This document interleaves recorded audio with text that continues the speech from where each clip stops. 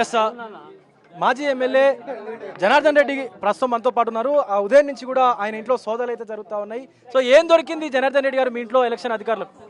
ఏం దొరికిందో చెప్పినా కదా, 2 అండర్వేర్లు 2 బనీళ్ళు 1 టవాల్ దొరికింది. సో మరి ఉదయం నుంచి తనిఖీలు చేస్తా ఉన్నారు. పెద్ద ఎత్తున డబ్బులు కూడా ఉన్నట్టుగా వాళ్ళకి సమాచారం వచ్చిందని చెప్పేసి అధికారులు చెప్తారు. మంది తీయమని బయటికి తీయమను. ఇప్పుడే ఎలక్షన్ కమిషన్ పంచనామా రాస్తాను. మా దగ్గర ఏం దొరకలేదు. మేము ఓరల్ కంప్లైంట్తో వచ్చినాము. ఓరల్ కంప్లైంట్ ఎవరు ఇచ్చారు, మాకు ఫోన్ వచ్చింది.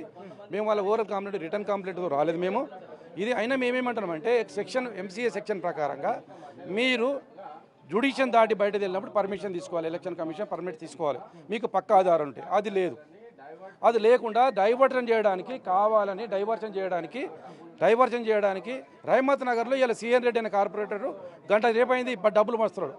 ఇక్కడ వచ్చేసి డైవర్షన్ చేయడానికి కావాలని చెప్పి మమ్మల్ని పోలీసు వాళ్ళందరూ ఇక్కడ పెట్టి, పోలీసు వాళ్ళు ఎక్కడ ఉండాలి? రహమత్ నగర్ డివిజన్లో ఉండాలి. కానీ ఎక్కడున్నారు? కూకట్పల్లి డివిజన్లో ఉన్నారు వీళ్ళు. మరి కూకట్పల్లి డివిజన్లో ఉన్నటువంటి మీ ఇంట్లో తనిఖీలు చేయడం వెనకాల ఆంతర్యం ఏందనుకోవచ్చు? అంతే, నేను చెప్పాను కదా, డైవర్షన్ ఇది.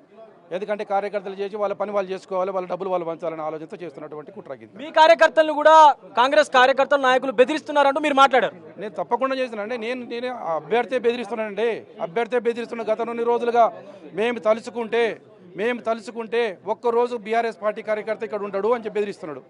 మరి మేము 10 ఏళ్ళు ఉన్నప్పుడు మరి నవీన్ యాదవ్ గారు ఇక్కడే ఉన్నారు కదా, మేము అనుకున్నాం అట్లా. ఇప్పుడు కాంగ్రెస్ నాయకులు ఏం ఆరోపిస్తున్నారంటే నిన్నటి మాగంటి సునీత ఇష్యూని డైవర్ట్ చేయడానికి మీరే ఒకళ్ళ ద్వారా కంప్లైంట్ ఇచ్చారేమో అని చెప్పేసి మాట్లాడుతున్నాను. నేనేమంటున్నా, ఇవాళ ఏ సర్వే అయినా బీఆర్ఎస్ పార్టీ కారు గుర్తు గెలుస్తుందని వస్తున్నటువంటి సర్వేలు ఇవి. మేమెందుకు చేస్తాము? ఇప్పుడు ఎవరు ఇష్యూ డైవర్ట్ చేసి మేము చేసినా వాళ్ళు చేసిరా?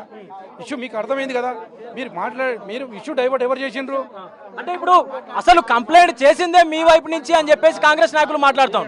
ఇక నయం ఇంకా మొత్తం రేవంత్ రెడ్డి ఇంట్లో డబ్బులు పంపించింది మేమేం, రేవంత్ రెడ్డికి డబ్బులు పంపించింది మేము అనలేదు. మీరు ఇంకా ఘోరం అట్లాంటి లేదండి. చూస్తా ఉన్నాము పూర్తిగా ఇటు ఆ కంప్లైంట్ చేసింది బీఆర్ఎస్ నాయకులే అంటూ కూడా కాంగ్రెస్ నాయకులు ఆరోపిస్తా ఉన్నారు. బట్ అసలు కంప్లైంట్ చేయాల్సినటువంటి అవసరం మాకే ఉంది, మా ఇళ్ల మీద మేమెందుకు దాడి చేయించుకుంటామంటూ కూడా మరి జనార్దన్ రెడ్డి మాట్లాడుతూ ఉన్నారు.